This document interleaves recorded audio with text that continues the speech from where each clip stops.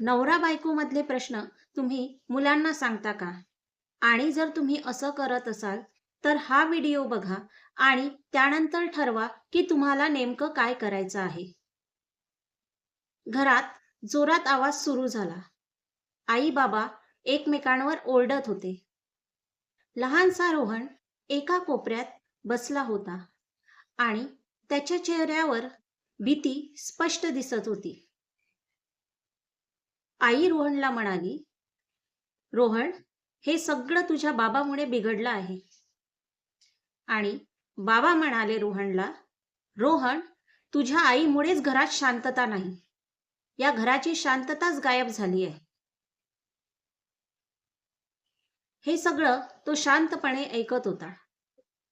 थोड्या वेळानंतर तो हळूच आईकडे गेला आणि आईला म्हणाला, "आई, मी एवढा वाईट मुलगा आहे का गं?" आई थोडी थबकली आणि त्याला विचारलं, "असा का विचार करतोस?" तो म्हणाला, "तुम्ही माझ्यामुळेच भांडता ना सतत. मीच त्याचं कारण आहे ना." त्यावर आई शांत झाली आणि आई-बाबा दोघंही एकमेकांकडे पाहू लागले. आता त्यांना कळून चुकलं होतं, की त्यांच्यातला वाद हा त्यांच्यात राहिलेला नाही. तो वाद त्यांच्या मुलाच्या मनावर कोरला गेला आहे.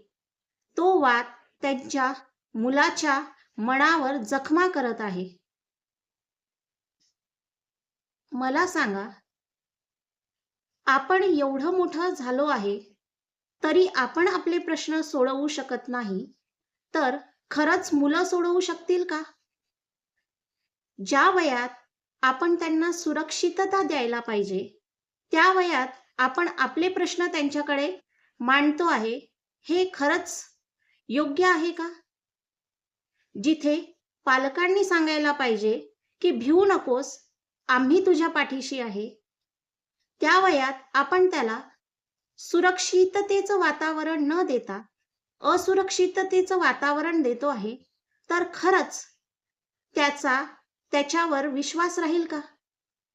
त्याचा आत्मविश्वास वाढेल का? तो इमोशनली पुढे चालून वीक होणार नाही का? आणि हे जर आपल्याला टाळायचं असेल, तर शक्यतोवर आपण मुलांसमोर भांडण करणं पण टाळलं पाहिजे.